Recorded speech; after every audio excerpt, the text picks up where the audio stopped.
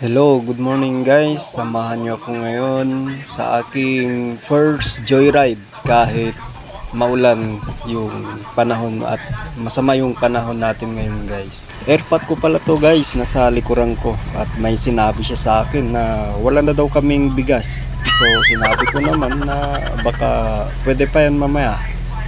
Bukas na lang ako bibili ng bigas namin. Kaya magjo-joyride muna ako. Gusto ko lang puntahan guys yung dating pinag-gyman ko kasi wala na tayong sigla sa katawan, so kulang tayo ng exercise. Namamayat na rin ako guys, kaya samahan nyo ko guys. At the same time joyride din tayo. So shout out ko din itong mga kapitbahay namin dito sa San Roque guys. Medyo makipot yung daan at maputik, ganun talaga kapag umuulan dito sa amin guys. Napakaputik. Nakakamiss talaga guys yung paligid namin dati kasi sobrang lawak, wala pang masyadong mga bahay. So ngayon iskinita na yung labasan namin guys. So nakakamiss dati. Kanina lang guys malakas yung ulan. Pinapahinto lang natin yung ulan tsaka tayo lumabas para mag-gym. So yun guys, madulas yung daanan kaya dahan-dahan lang tayo sa pagdadrive, ingat lang tayo. So meron pa namang mga malawak na lugar namin guys dito. Sure ball yan guys, balang araw may mga bahay na rin yan. So reminder lang para sa mga bago dyan, kapag dumadaan kayo sa area na to, doble ingat na lang, lalo na kapag gabi. So dati kasi guys meron akong mga experience dyan, may nakilala ko na hinold up kahit taga dito sa amin. So ingat na lang guys, kahit saan naman hindi safe yung lugar natin, kaya yun, doble ingat.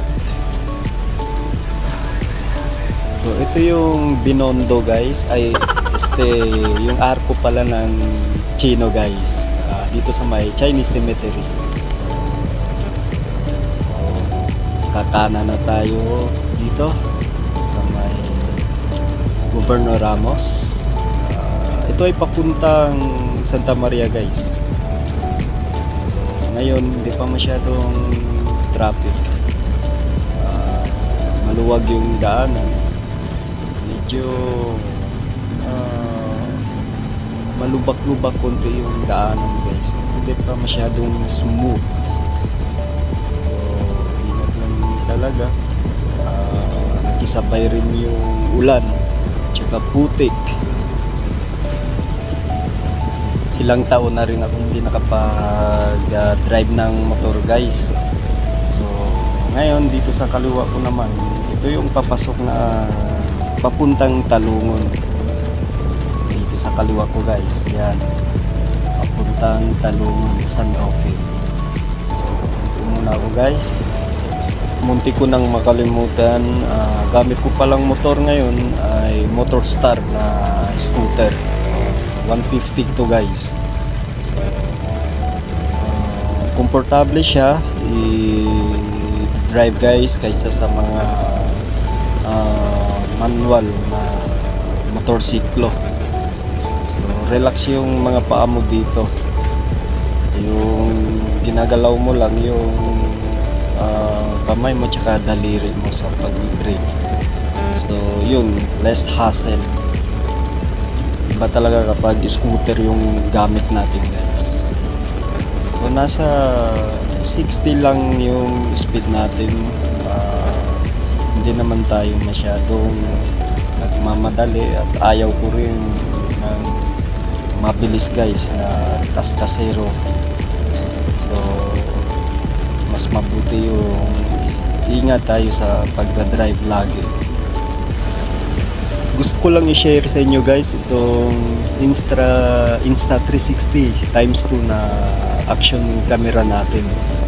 Nabili ko ito sa Kuwait sa halagang around 12,000 pesos sa pera natin guys. So sulit na at hindi ako nagsisisi dito. So madaming gamit guys. Maganda siya sa pang motovlogging.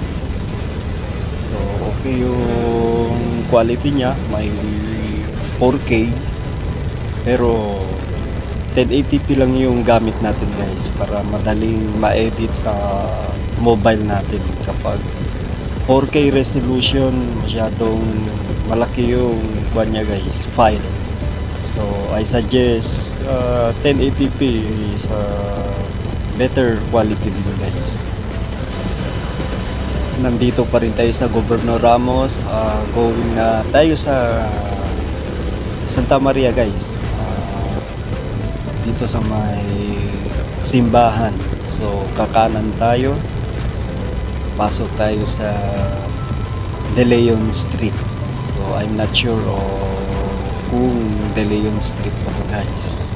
So ito yung simbahan ng Santa Maria, Barangay Santa Maria guys. Dito kapag linggo, minsan dumadaan ako dito guys upang bumili ng mga kakanin kasi kapag araw ng linggo guys may misa, mayroon din mga nagbebenta sa may gilid ng kalsada. Shout out ko yung mga tropa ko dito. So madami din akong mga tropa dito sa Santa Maria guys. Dito kakanan na naman tayo ulit. Ito yung daanan papuntang KCC Mall. Ito yung landmark namin guys. So dito sa kanan ko may malaking gate dyan. Ito yung Edwin Andrews Air Base. So malapit na tayo sa may traffic light. Ito yung crossing papuntang East Coast. Sa kanan ko naman sa may intersection, ito yung papuntang Canelar Moret or going to airport guys.